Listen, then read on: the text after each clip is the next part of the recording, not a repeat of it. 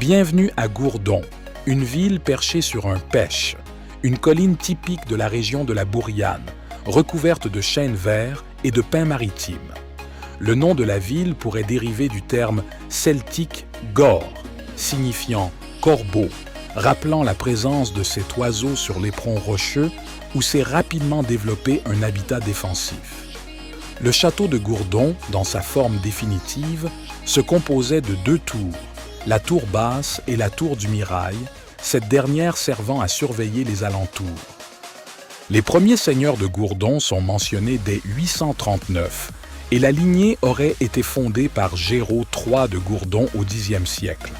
À l'époque médiévale, le château était la copropriété de 2 familles seigneuriales qui résidaient la plupart du temps dans des demeures plus confortables à Milac et Salviac. En leur absence, l'administration de la ville était confiée à un viguier, un officier de justice chargé de percevoir les taxes, rôle qui fut plus tard assumé par les consuls de la ville. Entre le 2 et le 18 mai 1619, les habitants ont détruit le château de Gourdon sur ordre du roi de France Louis XIII.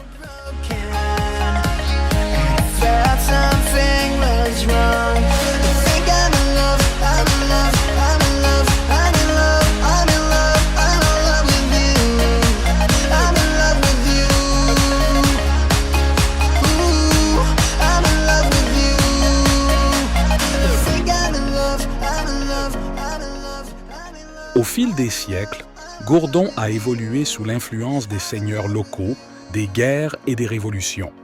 Elle a été un centre prospère de l'artisanat médiéval, notamment réputé pour la production de soie, de cuir et de tissus.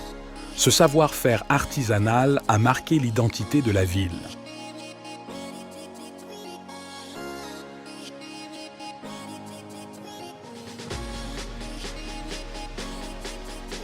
Aujourd'hui, Gourdon conserve son identité médiévale à travers ses portes fortifiées, ses maisons à colombages et ses ruelles étroites qui mènent à l'esplanade de l'ancien château. La ville est fière de cet héritage, et cela se ressent dans chaque recoin de ses rues.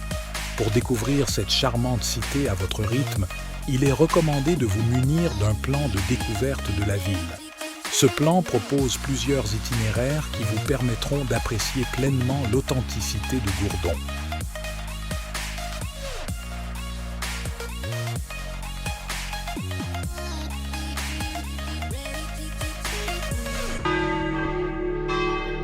L'église Saint-Pierre donne à Gourdon son allure unique, rappelant une forteresse de loin. Sa façade, avec 2 tours-clochers, a été renforcée par des éléments défensifs appelés machicoulis pendant les guerres de religion. Cette église est de style gothique, avec une architecture détaillée et soignée.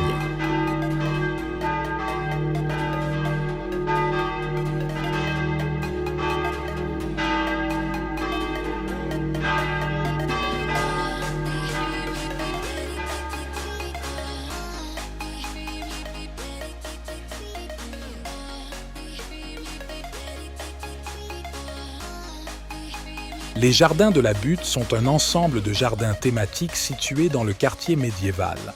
Les jardins zigzag, inspirés par l'époque de Charlemagne, recréent l'ambiance des jardins médiévaux, influencés par le décret de Vilis, rédigé vers l'an 812.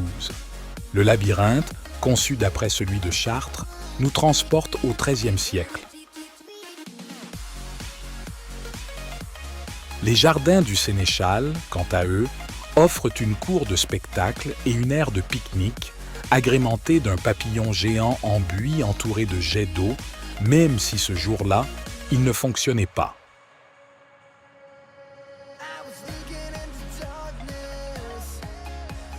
Au cœur de la cité, à 204,24 mètres d'altitude, on peut admirer la vue sur les toits de la ville et les paysages vallonnés des alentours sur le site de l'ancien château.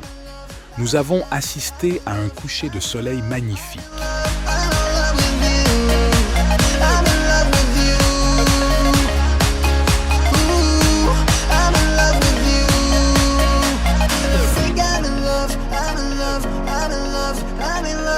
I'm in love.